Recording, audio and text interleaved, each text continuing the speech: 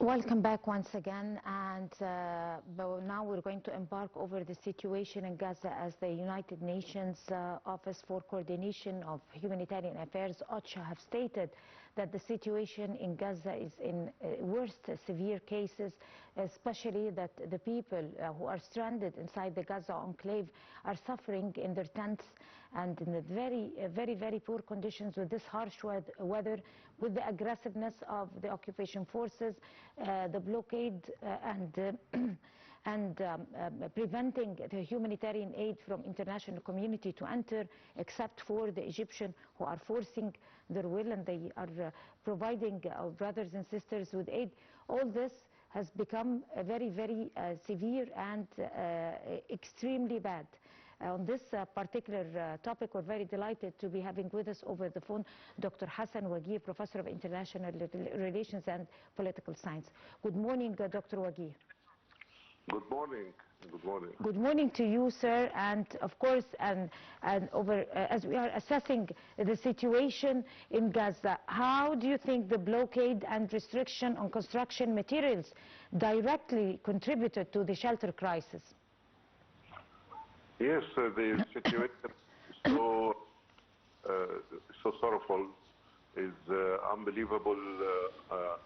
There is something very inhuman.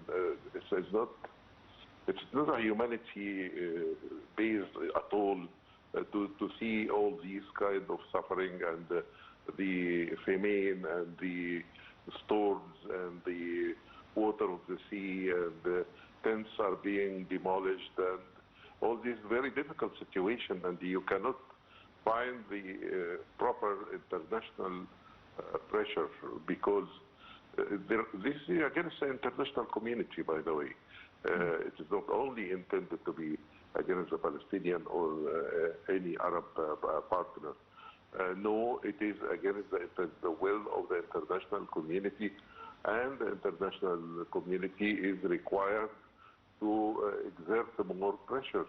And also the United States. The United States have already mentioned something very okay when it comes to objecting the Israelis' practices, but there is no enough pressure to prevent this human disaster from taking place the way everybody is watching. Right. Dr. Wagih, has OCHA formally raised concerns to the world that the denial of shelters, materials inside Gaza from the occupying forces may amount to collective punishment? Yes, what is happening is a very terrible collective punishment, and OCHA is providing reports every 2 weeks, every 1 week, and there is something to be like a wake-up call to the international community. But again, this is a problem of the United Nations that it doesn't have this implementational arm, and this is why Egypt has been calling, and many other fair-minded people in the world asked for repair of this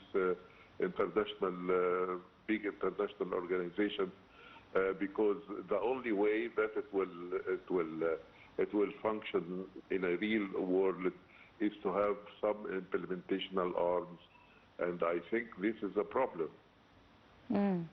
Even Dr. Wagih, when funding is available, what exactly are the main political or military obstacles preventing the shelter assistance to reach the people? Actually, the challenges are several types of challenges, of course. But one of the most important, again and again, let us say that when there was an apartheid in South Africa, rhetorics and the statements and wake-up calls, they didn't pay back. The only thing that really worked is boycotting, divestment, and sanctions. These 3 words: boycotting, divestment, and sanctions are the 3 weapons that really were used in South Africa and brought peace in the final analysis and get everyone to be responsible for his actions. But to leave Israel with that kind of irresponsible reactions and this kind of challenging the entire world and the entire international community, this is something wrong here. Of course, but still though, the 111th convoy of humanitarian aid, Zad al-Izza, have succeeded to enter the enclave and be delivered to those who are waiting for it from our brothers and sisters and all that, and humanitarian aid and medical supplies and all the things, petroleum projects, shelter assistance, baby food and all that. But how does that reflect Egypt's strength and persistence on reaching our hands to our brothers and sisters, in addition to our full control and leading role in the region?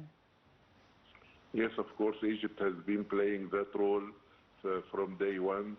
And Egypt never saved any effort to help our brothers and sisters and the children of Palestine in the occupied territory.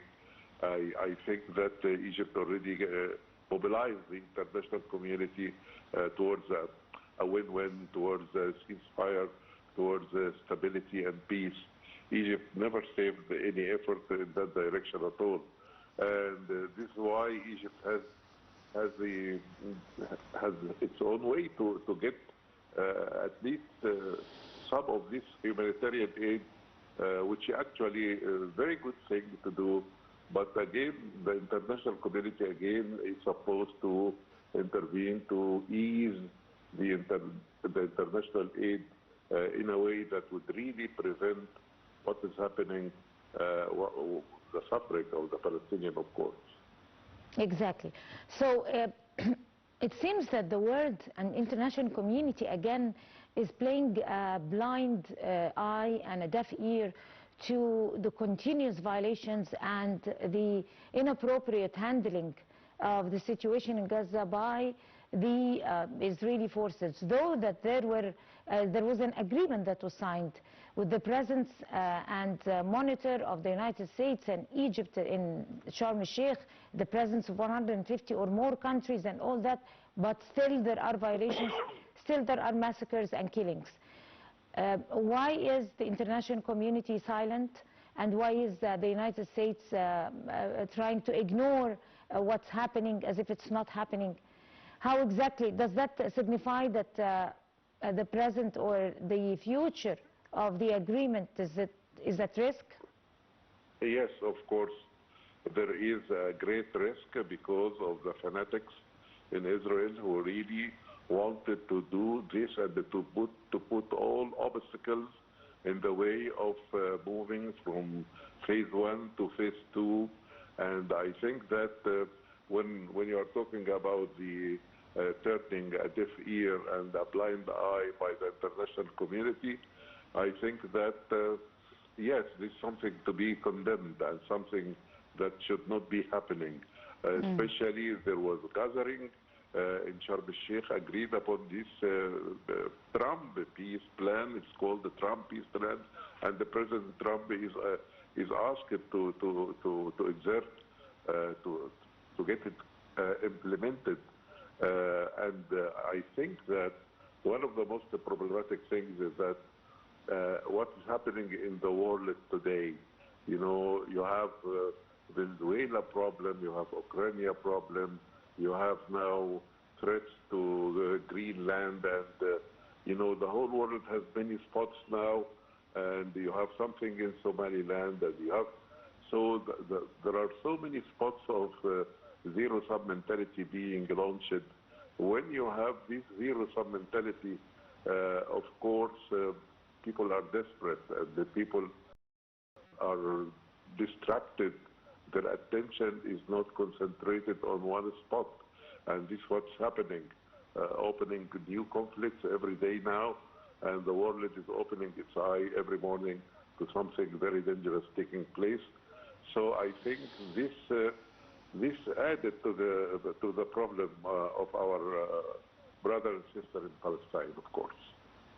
An important question that raises itself now with the harsh weather in Gaza and the deteriorating condition of the Palestinians inside due to the quality of the shelter and tents, which is not appropriate at all for this situation.